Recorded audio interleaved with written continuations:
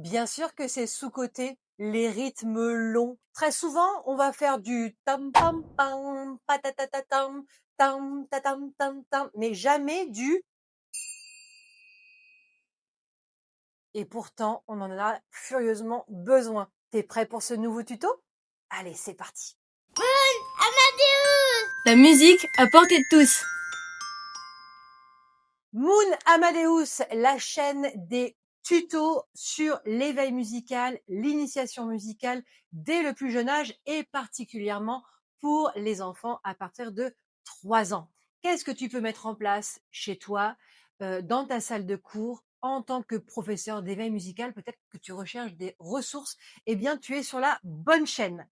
Aujourd'hui, je te parle de ces rythmes oubliés, ces rythmes de valeur longue. Donc, il en existe deux fondamentaux. C'est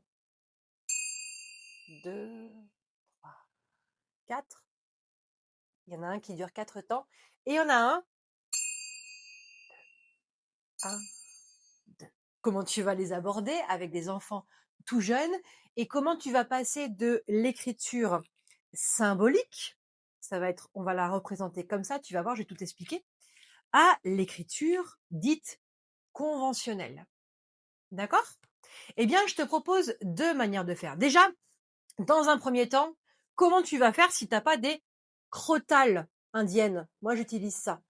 Tu as la possibilité de prendre un triangle qui dure assez longtemps. Tu as la possibilité de prendre un tongue drum. Et peut-être que tu n'as pas de tongue drum. Et peut-être que toi, en tant que parent, t'as pas toujours envie d'investir tout de suite. Alors, on va sortir les bons vieux couvercles de casserole.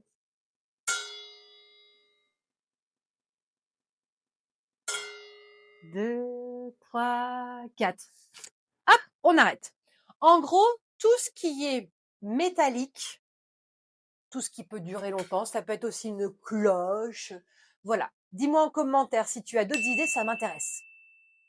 C'est parti pour les 2 jeux pour introduire ces valeurs longues, ces fameux rythmes oubliés de tous les quiz qu'on peut avoir sur les réseaux sociaux. Si ma méthode t'intéresse d'ailleurs, n'hésite pas à télécharger en description. Tu as un bonus absolument gratuit sur tes premières feuilles, tes premières fiches d'éveil musical. Tu trouveras un premier morceau, tes premières fiches rythmiques et plein d'autres choses. On va démarrer comme ceci. On va imaginer qu'on est une Terre. La Terre, elle tourne 24 heures toute une journée sur elle-même, d'accord? Donc, on va prendre ce temps-là, on va imaginer être la Terre et tourner sur soi-même et proposer ça donc aux enfants, tourner sur nous-mêmes l'espace de 4 temps que toi, en tant qu'adulte, bien sûr, tu vas nommer. Je te montre. 1, 2, 3, 4.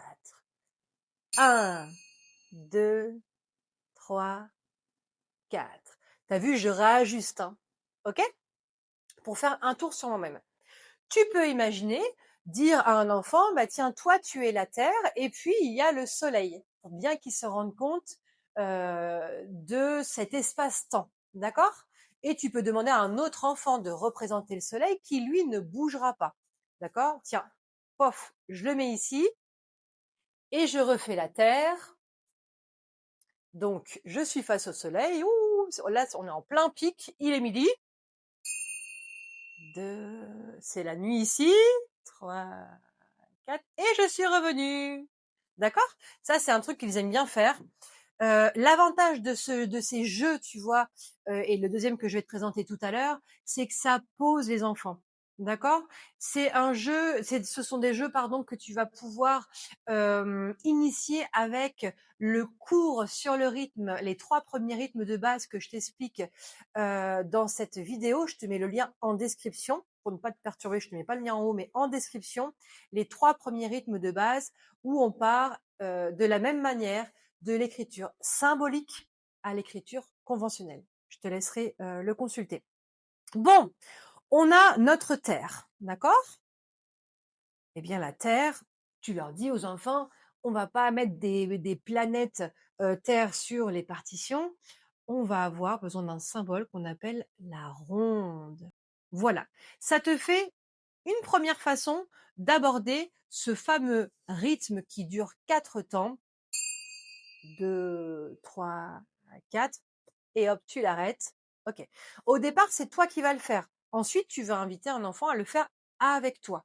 Deuxième possibilité, et c'est là où on va introduire le jeu des maisons selon l'approche Jaël Montessori, c'est d'imaginer, comme je te l'ai mis ici, représenté par mes petits coussins, le jeu des maisons. Le coussin rouge, ça va être la maison de la terre.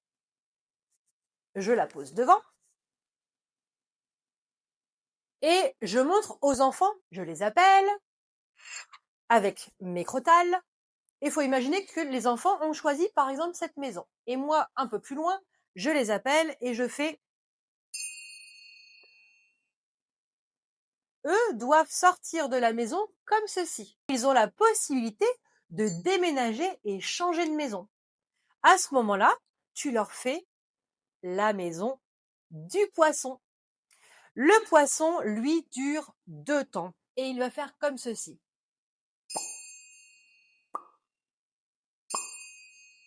J'installe ma maison du poisson et en fonction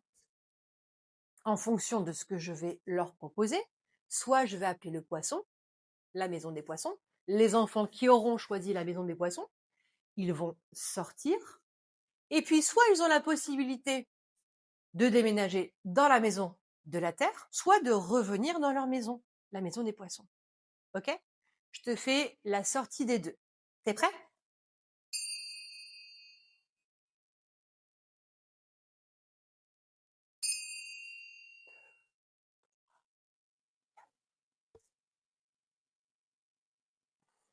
Et si j'appelle les poissons,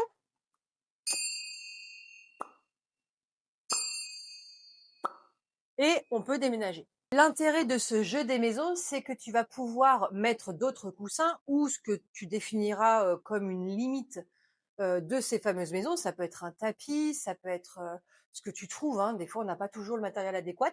Et tu peux inclure les 3 rythmes que je t'apprends dans la fameuse leçon sur les 3 rythmes de base.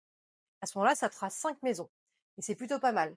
Parce que tu as des rythmes donc brefs, et puis tu as les rythmes longs, ce que j'appelle les rythmes oubliés, parce que ils sont vraiment sous-cotés. C'est vraiment un moment quand on décide de faire donc cette fameuse ronde, et puis le deuxième rythme que je vais te dévoiler ce que représentent les poissons. C'est vraiment un moment où les enfants sont posés et même, je dirais, apaisés. Sans plus attendre, on passe à l'écriture dite conventionnelle.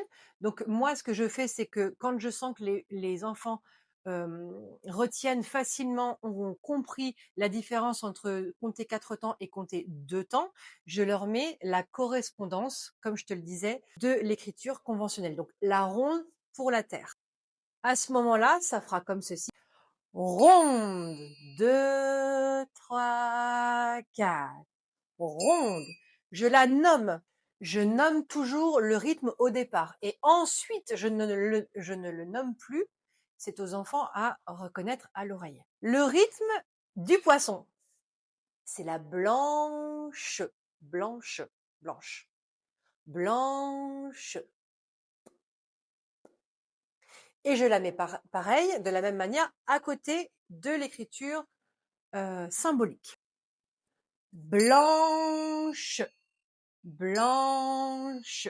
Évidemment, les enfants, ils vont avoir un moment avant de sortir de leur maison, de reconnaître que c'est bien la blanche que j'appelle. Ils sortent pas tout de suite dès que je commence à faire blanche. Et en 3e temps, eh bien, je vais enlever les images et ne leur laisser plus que l'écriture conventionnelle.